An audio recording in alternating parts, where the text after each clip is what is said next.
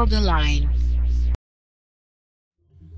Keynes warned about a lot of dangers. For example, in his very fancy words, he said some parts of the economy, banks specifically is one of the parts he mentioned, are going to have a high liquidity preference. That's a fancy way for economists saying, if you give them money, they're going to keep it. They're not going to spend it. So nobody should have been surprised that they did that. Certainly they're going to sit on it. To meet GAAP requirements, general accounting principle requirements, and to cover their situation in case there was ever again the risk that they just took. So the expectation that banks would lend this money out rather than sitting on it, I think was a major mistake of the Obama administration.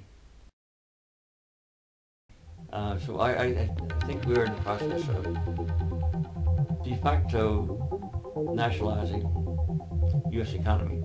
How far would it go? Well, an alternative question is what's the future of capitalism? That's more complex and so forth. And certainly free, unfettered capitalism is gone forever. Wow.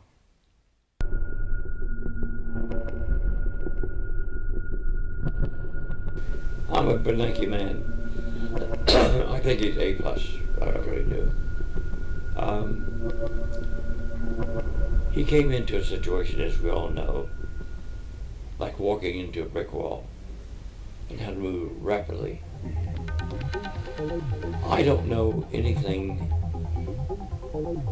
that he could have done cogently other than what he did do.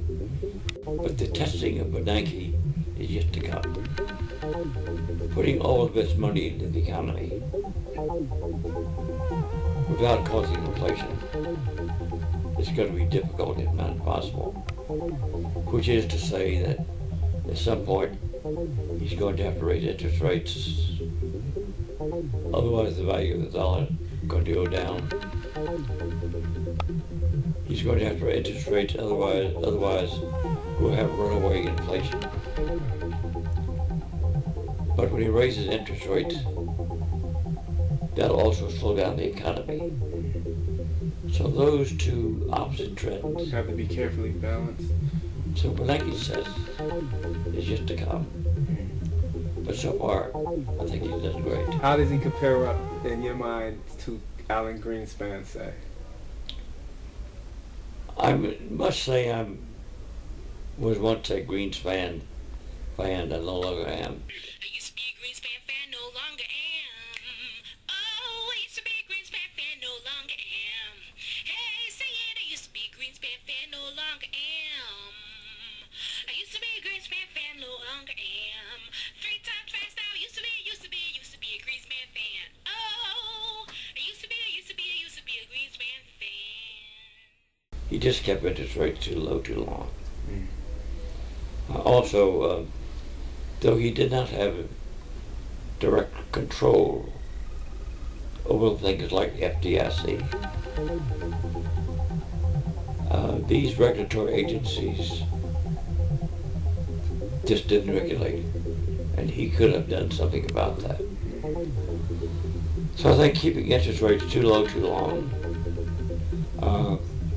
not bringing to bear pressure on the regulatory agencies, I think will not hurt it, not help his legacy at all. Used to be a strong Greenspan fan, no longer am.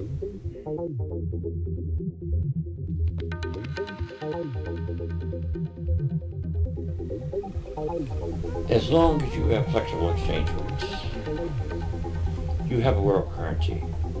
By which I mean, you can go to the bank today, or down the corner, and change a dollar for any currency you want. Euro, yuan. So in effect, as long as you can exchange your currency for any other currency, and as long as the exchange rates fluctuate, you ought to have a world currency. what else would you want? You know, Mm-hmm. one at a rate, $1 is like a euro. A euro is like a yuan, whatever it might be. As long as you can exchange them, and as long as the value of those things reflect what's going on in the relative economies. Okay. Now, answer number one. Answer number two, there already is a type of world currency.